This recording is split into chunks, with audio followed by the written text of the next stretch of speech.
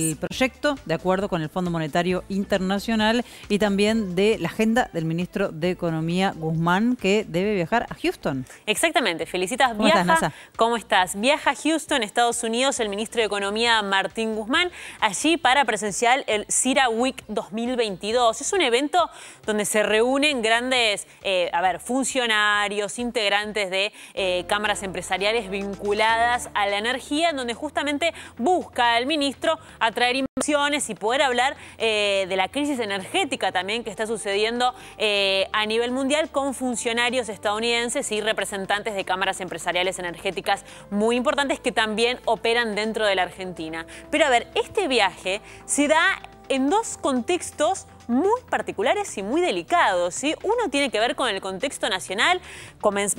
Así comenzó un poco el noticiero, ¿no? Hablando justamente de este poroteo, de este minuto a minuto que se da en las negociaciones entre el oficialismo y la oposición para poder generar un consenso, ¿no? En esto de poder unir dentro del proyecto de ley que consta del acuerdo con el Fondo Monetario Internacional en un solo proyecto. Esta idea de se aprueba solamente la refinanciación, que el Fondo Monetario pueda volver a prestar 45.000 millones de dólares, pero apartando, dejando a un lado el programa económico, ¿sí? que promete Martín Guzmán, que acordó con el Fondo Monetario Internacional Martín Guzmán, en medio de discusiones en donde Juntos por el Cambio pide como condición sine qua non, si se quiere, eso justamente para aprobarse, en donde el Frente de Todos también se muestra dividido. Por un lado están quienes apuestan a negociar, como por ejemplo Sergio Massa aparece de repente como intermediario, ¿no? Entre la oposición y el oficialismo para llegar a un consenso. Tenés también al ministro de Economía diciendo no, eso es imposible, hay que votar tanto el refinanciamiento como también el programa económico. Y en ese sentido ya aparecieron también el interbloque federal, donde está Florencia Randazzo diciendo que no va a acompañar el acuerdo, el Frente Patria Grande lo mismo. Y en ese sentido, en esa búsqueda de consensos, en ese minuto a minuto, habló hoy el presidente de la Cámara de Diputados, Sergio Massa, justamente mencionando qué es lo que se está evaluando por estas últimas horas. Bien, mirá. Compartimos.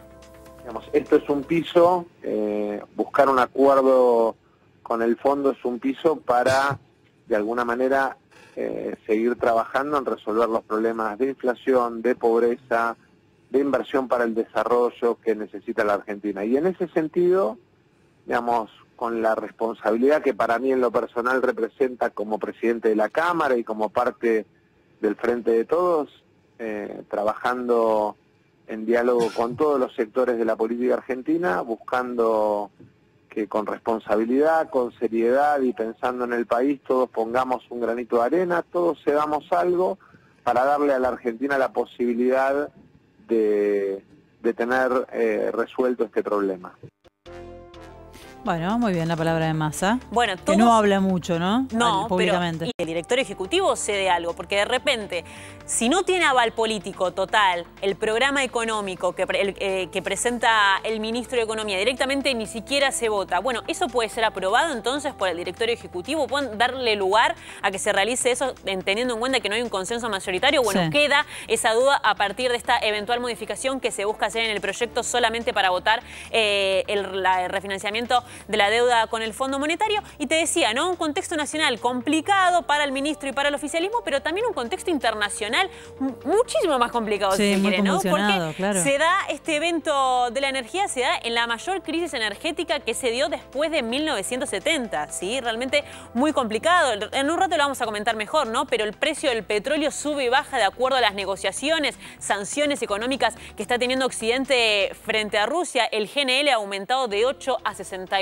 dólares el millón de BTU, digamos. Está el mercado realmente en una situación muy adversa y que, por supuesto, esa crisis económica que se ve en Europa termina impactando dentro de Argentina y, ¿quién te dice?, modificará en algunos puntos el acuerdo con el fondo. Bien, gracias, Nazarena Lomagno, con un resumen de lo que se está tratando esta semana, el acuerdo con el Fondo Monetario Internacional.